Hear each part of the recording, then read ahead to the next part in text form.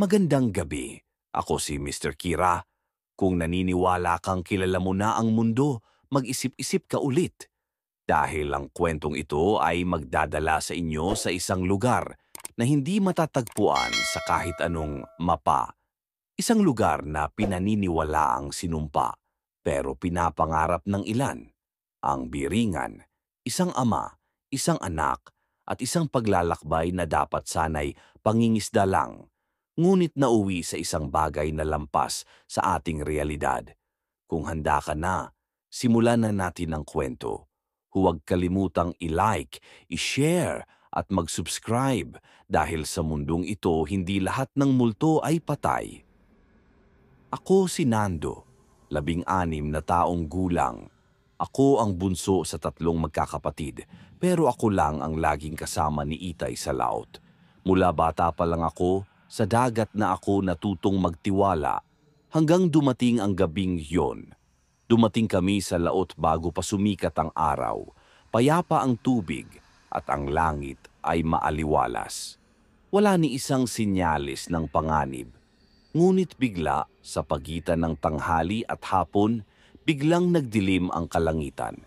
Isang uri ng dilim na parang hindi galing sa ulap, kundi sa kung anong puwersang hindi mo maintindihan. May paparating. Mahina ngunit matigas na, sabi ni Itay. Wala kaming pagkakataong bumalik. Masyado na kaming malayo. Humampas ang hangin. Ang mga alon ay parang may sariling galit. Pilit naming kinokontrol ang bangka pero tila ba hinahatak kami ng isang direksyon, palayo-palayo sa baybayin ng aming bayan. Pagkatapos ng kung ilang oras ng pakikipaglaban sa alon, biglang tumahimik ang lahat. Ang bagyo ay biglang nawala na parang bula. Walang hangin, walang alon, parang pinindot ang mute sa buong mundo. Sa harapan namin may lumitaw. Isang piraso ng lupa na hindi namin kilala. May pampang, may punong matataas, at may liwanag na hindi alam kung galing sa araw o sa kung anong bagay na nasa loob ng gubat. Hindi ito sa mapa, sabi ni Itay, ngunit sa halip na kabahan, tila ba nabighani siya. Nang sumampa kami sa lupaing iyon, may mga yapak na agad akong napansin, malinaw. Bagong-bago. May mga taong nauna sa amin. Pero nasaan sila? Habang naglalakad kami sa kakahuyan, may natanaw kaming mga bahay. Matataas, malilinis, tila gawa sa kristal at ginto. At sa bawat pintana may mga matang nakatitig. Hindi sila gumagalaw, hindi sila nagsasalita. Pero ramdam ko na sinusundan kami ng kanilang tingin. Bigla kaming sinalubong ng isang lalaking may maamong mukha. Ako si Celso, wika niya. Huwag kayong matakot. Ligtas kayo rito. Pero bakit nga ba niya kailangang sabihin yun? Ligtas daw. Pero bakit parang mas lalo akong natakot? Pinatuloy kami sa isang bahay na napakaputi, walang alikabok, walang bahid ng panahon. Parang hindi ito bahay sa mundo namin. At sa bawat paghinga ko, parang may amoy na hindi ko maipaliwanag. Amoy ng panahon na hindi tumatanda. Kinabukasan, hindi ko na alam kung anong araw na. Walang orasan. Walang cellphone signal. Ang mga tao rito ay gumigising at natutulog na parang walang sinusunod na oras. Pero sa kabila ng lahat, masaya sila. Sobrang saya nila na parang sobra. Ang mga bata ay naglalaro sa gitna ng kalsada. May musika sa ere na parang dumadaloy sa hangin. Lahat ay perpekto. Lahat ay masyadong perpekto. Dito kayo muna, sabi ni Celso. Pagpahingahin ninyo ang inyong mga kaluluwa. Pagod na kayo. Bakit niya binanggit ang kaluluwa? Doon ko unang naramdaman. May nililihim ang lugar na ito. Habang nag-iisa ako sa tabing ilog, may lumapit sa aking matandang babae. Nakayuko siya at halos hindi ko makita ang kanyang mukha. Bata, mahina niyang sambit. Pag umabot ka sa ika-7 araw, huwag kang lalagda sa kasunduan. Hindi ko siya maintindihan agad. Anong kasunduan po? Ngunit paglingon ko, nawala siya. Walang yapak, Walang tunog ng pag-alis. Parang hindi siya naroon sa una pa lang. Sa gabing yun, hindi ako makatulog. Si Itay ay masaya. Parang gusto na niyang manatili. Pero ako'y unti-unti nang kinakain ng takot. Kinabukasan, mas malinaw na ang aming pananaw. Nasa loob na kami ng isang lugar na hindi matutumbasan ng ganda o kabighanian.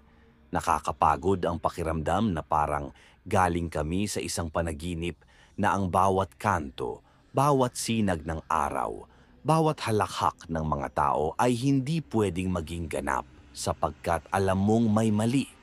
Tinutukan ko ng mga mata ko si Itay. Mayroon akong mga tanong na hindi kayang sagutin ng mga salitang ibinanggit ni Celso. Bakit nila kami dinala rito? Bakit hindi kami pinabalik? Saan namin hahanapin ang aming daan pa uwi? Ngunit bago ko siya tanungin, may dumaan sa harap namin na isang batang babae. Ang bata ay tila sumasayaw sa hangin. Ang mga mata niya ay masyadong puno ng kasayahan na parang wala siyang kabalak-balak sa dilim na nagkukubli sa mga sulok ng lungsod. Hindi ko pa siya natatanaw nang husto nang bigla siyang tumigil at humarap sa akin. "Bakit hindi pa kayo umalis?" tanong niya. Nagulat ako sa tanong ng batang iyon. Si Itay ay tila hindi naririnig ang bata. Hindi siya napansin. Pero ako, ramdam ko ang bawat salita at nagtagpo ang aming mga mata. "Anong ibig mong sabihin?" tanong ko.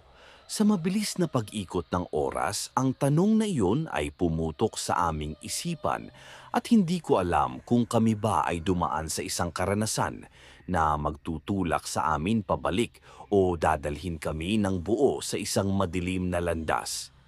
Nakita ko sa mga mata ng bata ang hindi masabi na lihim. Isang lihim na tinago ng mga nakatira sa Biringan. Lihim na magpapabago sa aming pananaw ng mundo. Lihim na hindi namin kayang iwasan dahil kahit gaano ka pa kahirap maghanap ng sagot, minsan ay mas pinipili ng oras na itago ito. Pati ang bawat sagot ay may katumbas na kabayaran. Isang linggo kaming nanatili sa lungsod na iyon at sa kabila ng lahat ng kakaibang nararamdaman ko, ang mga tao sa Biringan ay hindi tumigil sa pagpapakita ng kagandahan ng kanilang lugar. Lahat ng bagay na makikita mo rito ay perpekto. Bawat detalye ay pinagmamasdan ko ng maigi. Ang mga tanawin, ang mga puno na may mga prutas na makikita sa buong kalsada, ang mga gusali na matataas at mukhang bago. Hindi mo mahahanap ang kahit anong kalumaan o kahit anong bakas ng oras na lumipas. At ang mga tao, kahit hindi sila nagsasalita ng marami, ay may isang bagay na nakakaakit. Tila ba alam nila ang sikreto ng buhay, na sila'y hindi kasing ordinaryo ng ibang tao sa labas ng lungsod. Isang araw, dinala kami ni Celso sa isang puok na tinatawag nilang balon ng buhay. Isa itong malaking imbakan ng tubig na may mga malalaking bato na nakapaligid dito. Ang tubig ay may kakaibang kulay, hindi puti, hindi rin asul, kundi isang dilaw na tila gintong kislap na hindi ko matutumbasan. "Dito kami kumukuha ng buhay," sabi ni Celso. Nagulat kami sa sinabi niyang iyon. "Buhay?" tanong ko. "Oo," sagot niya. Ang tubig na ito ang siyang may kakayahang magbalik ng mga nawawala at magbigay buhay sa mga nilalang na wala ng hangganan. Ang lahat ng bagay sa Biringan ay may kaugnayan sa balon na ito. Hindi ko na naisip ang iba pang tanong. Marami akong hindi naintindihan. Dahil sa gabing iyon, dinala kami ni Celso sa isang malaking bulwagan na yari sa ginugol nilang ginto at pilak. Isang mesa ang pinag-uukitan ng simbolo ng kanilang kultura. At ang mga tao ng Biringan, sa kabila ng kanilang pagiging bihirang makita, pinagdiriwang ang bawat alon, ang bawat patak ng ulan. Napagtanto ko ang isa sa pinakamahalagang bagay na itinatag ng Biringan. Hindi lahat ng bagay sa mundong ibabaw ay nakikita ng mata. Isang linggo ang lumipas at ang mga araw ay nagiging magaan. Nararamdaman ko na si Itay ay unti-unting napapaamo ng lungsod na ito. Ngunit ako'y hindi. Sa kabila ng lahat ng ganda ay may isang piraso ng dilim sa aking puso na nagsasabing, huwag magtiwala. Minsan, naglalakad ako mag-isa at napapansin ko na ang mga tao habang mukhang masaya ay may ibang uri ng liwanag sa mata na nakakatakot. Isa itong liwanag na hindi mo alam kung saan ito nagmumula. Isa itong liwanag na para bang ang bawat tao sa lungsod ay may tinitagong lihim. Hanggang sa isang gabi, habang kami ay kumakain, dumating si Celso. May ilang bagay akong nais ipaliwanag, sabi ni Celso. Ano't ano ang mga bagay na iyon? Tanong ni Itay. Bago kayong umalis, may isang bagay na dapat ninyong piliin. Ito ang pinakamahalagang hakbang. Ano po iyon? Tanong ko.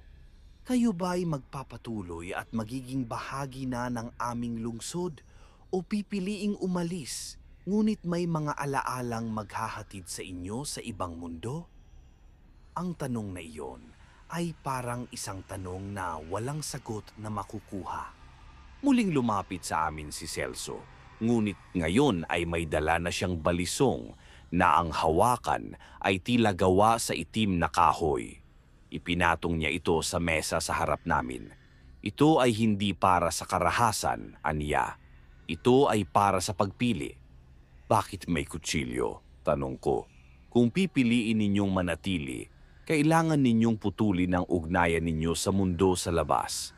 Kailangan ninyong kalimutan, pamilya, mga alaala, ang nakaraan. Paano kung umalis kami? Tanong ni Itay. Makakaalis kayo, pero isang taon na ang lumipas sa labas. Baka wala nang naghihintay. Napalunok ako. Isang taon, pero para sa amin, isang linggo lang. Tumahimik si Itay. Alam kong sa puso niya may bahagi ng gustong manatili, pero ako, hindi ko kayang iwan ang nanay ko, ang mga kapatid ko, ang mundo ko. Sa gabing iyon, walang bituin sa langit. Ang biringan ay tahimik, masyadong tahimik. Parang hinihintay nito ang aming desisyon. Lumapit ako sa bintana ng aming silid. Sa labas may mga anino na naglalakad. Hindi mo sila makita ng malinaw, pero alam mong hindi sila ordinaryo. Tumabi si Itay sa akin. Nando, kung ikaw ang masusunod, aalis ba tayo? Opo, Tay, mahina akong sagot. Hinawakan niya ang balikat ko. Mahigpit. Alam kong may dapat tayong balikan, pero handa ka bang magbayad ng kabayaran? Handa po. Basta makauwi tayo. Sa unang pagkakataon, nakita ko sa mga mata ni Itay ang takot. Takot na hindi niya ipinapakita kailanman. At sa pagsikat ng araw, alam namin na kailangan naming piliin. At hindi lahat ng pipili ay makakauwi ng buo. Sa umagang iyon, habang ang hamog ay bumabalot sa paligid ng biringan, pinatawag kami ni Celso. Sa gitna ng lungsod may isang arko. Hindi ito naroroon kahapon. May mga ukit ito ng mga mata, bibig at kamay. Sa taas nito'y nakaukit ang salitang paglimot. Dito kayo dadaan kung pipiliin ninyong bumalik, wika ni Celso. Ngunit huwag kayong magkamali. Bawat hakbang sa arkong ito ay may kapalit. Anong ibig mong sabihin? Tanong ko. Hindi nyo madadala ang lahat. May mga alaala kayong kailangang iwan. Baka hindi nyo na maalala kung sino kayo pagdating nyo sa kabila. Tumitig ako sa arko. Hindi ito ordinaryo. Parang hinihigop ang init ng aking katawan. May mga taong sumubok tumawid, pero hindi na sila naging sila. Tumalikod ako. Tinignan ko si Itay, tahimik siya pero mahigpit ang hawak sa aking kamay. Kung ganon, sabi ko, pipiliin naming manatili. Ngumiti si Celso. Hindi pa ito ang wakas. Darating ang panahon ng huling pagsubok. Ilang araw pa ang lumipas. Naging tila panaginip ang bawat araw. Nagising ako isang umaga na ang langit ay pula, hindi asul. Ang araw ay parang isang apoy na lumulubog, kahit umaga pa lang. Lumapit sa amin si Lita, isa sa mga babaeng nakatira sa lungsod. Darating na ang gabi ng pagsubok, aniya. Ano yun? Tanong ni Itay. Dito malalaman kung kayo ba'y karapat-dapat na manatili o umalis. Kailangan ninyong harapin ang inyong anino. Hindi ko naunawaan. Ngunit habang papalapit ang gabi, nararamdaman ko ang bigat sa paligid. Ang mga tao ng Biringan ay nagsara ng mga bahay nila. Walang naglalakad sa kalsada, walang halakhak, walang liwanag. At sa eksaktong 2:00 ng gabi, dumilim ang lahat.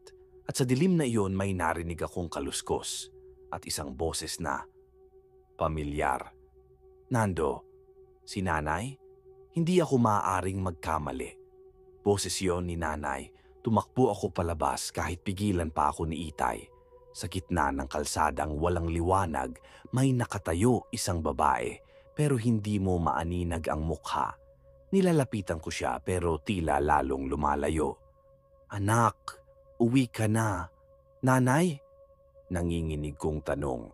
Pero naramdaman ko ang malamig na hangin sa batok ko at isang anino ang biglang sumulpot sa likod ng babae. Isa itong nilalang nakahugis ko, parehong-pareho. Ako, pero walang mata, walang bibig, puro itim. Ano to? Sigaw ko. Ang iyong anino, sabi ni Celso, na biglang lumitaw mula sa dilim. Ito ang refleksyon ng iyong pagdududa, takot at inggit. Kailangan mong harapin siya. At nang magsimula siyang lumakad papalapit, naramdaman ko ang takot na matagal ko nang tinatago. Ngunit hindi ako umatras. Alam kong ito ang pagsubok at kailangan ko itong pagtagumpayan. Kasabay ng aking laban, si Itay naman ay humaharap sa sarili niyang anino. Hindi anyo niya, kundi anyo ng isang lalaki mula sa kanyang nakaraan. Si Lando, ang kanyang kapatid na nawala sa bagyo 10 taon na ang nakaraan. Naiwan mo ako, anino ni Lando ang sabi. Hindi ko sinasadya. Pinili mong iligtas ang sarili mo kaysa ako. Gumuho si Itay sa lupa. Umiiyak. Naramdaman ko ang bigat ng puso niya. Isang sakripisyong walang kinalimutan ng Biringan. Lumapit si Celso. Kailangan mong patawarin ang sarili mo. Kung hindi, hindi ka makakawala sa aninong yan. At sa huling sandali, itinayo ni Itay ang sarili niya. Patawad, Lando, at salamat. At sa isang iglap na wala ang anino. Pagsapit ng madaling araw, ang dilim ay napalitan ng liwanag.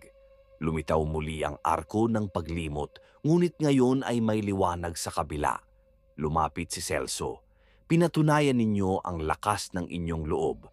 Ngayon ay panahon na upang pumili sa huling pagkakataon. Babalik ba kayo o mananatili na rito? Tumingin ako kay Itay. Tumingin siya sa akin. Pwede po bang bumalik kami pero dala ang alaala?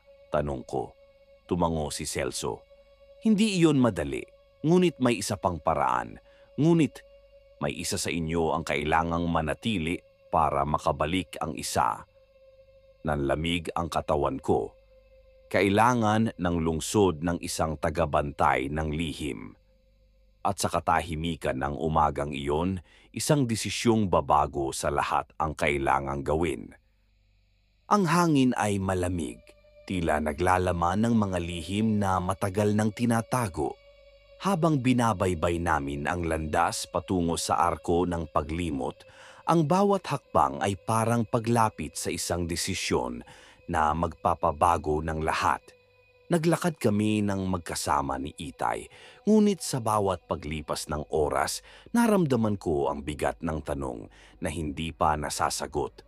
Ano ang mas mahalaga? Ang makabalik sa ating mundo o manatili sa lungsod ng mga lihim? Si Celso, na parang nandoon lang sa paligid, ay nagbigay ng isang matalim na ngiti. Sa lahat ng nakatanggap ng paanyaya mula sa Biringan, isang tao lamang ang makakabalik. Ang isa naman ay kinakailangan manatili upang maging bahagi ng aming sikreto. Nag-aalangan akong magtanong, ngunit nararamdaman ko na ang tanong ay kailangan na. Bakit kami? Bakit kami ang pinili ng lungsod? Hindi kami ang pumili, sagot ni Celso. Ang lungsod mismo ang nagtakda ng inyong daraanan. Ang inyong alaala ay magbibigay daan sa aming kaligtasan o magpapabagsak sa amin. Si Itay ay hindi nagsalita. Alam ko na sa loob niya ang isang sakripisyo na malalim. Nakita ko ang mga mata niya, punong-puno ng takot at pag-aalala. Bawat hakbang ay tila magtatapos sa isang mahalagang desisyon. Ang arko ng paglimot ay dumaan sa aming harapan. Sa ilalim nito, nagsimulang magbago ang lahat. Naramdaman ko ang malamig na simoy ng hangin, ngunit tila nagkaroon ng hindi maipaliwanag na enerhiya. Ang aking katawan ay tila hinihila papalapit at ang bawat hakbang ay nagiging mas mabigat. Si Itay ay nakatayo sa aking tabi. Ang mga mata ay puno ng mga saloobin na hindi kayang ipaliwanag ng mga salita. Kung pipiliin kong manatili, sabi ko, anong mangyayari sa akin? Ano mang pipiliin ninyo, sagot ni Celso, ay magdadala ng bagong pagsubok. Ngunit ang pinakamahalaga ay ang inyong desisyon. Hindi lahat ng tao ay kayang magsakripisyo. Bigla akong nataranta. Ang mga alaala ng aking pamilya, ang aming tahanan, ang lahat ng pinagdaanan namin ay bumalik sa akin. Pumili ba ako ng tamang landas? Kung magbabalik ako, paano ko haharapin ang mga naiwang alaala? Habang ako'y nagtatanong, nakaramdam ako ng malalim na kalungkutan, ngunit si Itay ay lumapit sa akin. Anak, wika niya, kung ikaw man ang pipiliing bumalik, ako'y maghihintay dito. Wala nang ibang hihigit sa kaligtasan ng ating pamilya. Ang kanyang mga mata ay puno ng pananampalataya. Hindi ko alam kung paano ko siya iiwan, ngunit ang bawat salitang sinabi niya ay nagbigay liwanag sa aking isipan. Kung ang kailangan ay ang sakripisyo, hindi ba't tama na ako ang magpatuloy sa laban? Bumuntong hininga ako at nilingon si Celso. Pipiliin kong bumalik. Ang ngiti ni Celso ay nagsilbing gabay sa aking desisyon. Tama, ang inyong kaligtasan ay nasasalamin sa desisyong ito. Ngunit hindi pa natatapos ang lahat. Sa huling sandali bago tumawid, nakita ko ang isang imahe ng aking pamilya, si Nanay, si Itay at mga kaibigan na bumangon mula sa dilim ng nakaraan. At sa kanilang mga mata nakita ko ang isang paanyaya na hindi ko pwedeng tanggihan. Anak, magbabalik ka pa ba? Tanong ni Nanay. Ang boses niya ay parang hangin na nagmumula sa pinakadulong bahagi ng aking alaala. Lumingon ako kay Itay, ang kanyang mga mata ay naglalaman ng pagnanasa na makita akong ligtas. Ngunit alam ko na sa oras na piliin ko ang magbalik, isang bahagi ng aking sarili ang maghihiwalay sa biringan. Ano ang pipiliin ko? Tanong ko sa aking sarili. Nang pumasok kami sa ilalim ng arko ng paglimot, ang bawat hakbang ay tila pinalakas ng ilang uri ng misteryo. Ang lahat ng ito ay nagsanib sa isang uri ng liwanag at sa kabila ng lahat ng takot at pangarap, isang tahimik na tinig ang nagpasya sa aking landas. Nando, ang iyong mga alaala ay ang susi sa inyong kaligtasan. Ibalik mo lamang ang iyong sarili. Nagising kami sa isang mundo na parang hindi nagbago, pero may kakaibang damdamin sa aking puso. Alam ko ito ang simula ng bagong buhay. Ngunit sa kabila ng lahat ng ito, isang bahagi ng biringan ang nanatili sa aking alaala. Isang lungsod ng mga lihim, isang lugar na hindi dapat kalimutan. At habang kami naglalakad pabalik sa aming buhay, nagsimula kaming magpatawad. Hindi lang sa mga tao sa paligid namin, kundi pati na rin sa sarili namin. Hindi lahat ng tao ay may pagkakataon ng kaligtasan, ngunit kami sa huli ay natutong magpatawad. At sa isang mundong puno ng dilim, iyon na ang pinakamahalaga. Hanggang dito na lang ang aking kwento, Mr. Kira. At diyan nagtatapos ang isang kwentong nagsimula sa dagat at nauwi sa pagitan ng realidad at anino. May mga lugar na hindi mo makikita sa mapa at mga alaala na kahit pilit mong kalimutan, mananatili sa likod ng iyong isipan. Kung nagustuhan mo ang kwentong ito, huwag kalimutang i-like, i-share at mag-subscribe dahil sa dilim ng gabi may mga lihim na ayaw matulog. Hanggang sa muli nating pagkikita sa gilid ng mundong ito kung saan nagsisimula ang tunay na kilabot.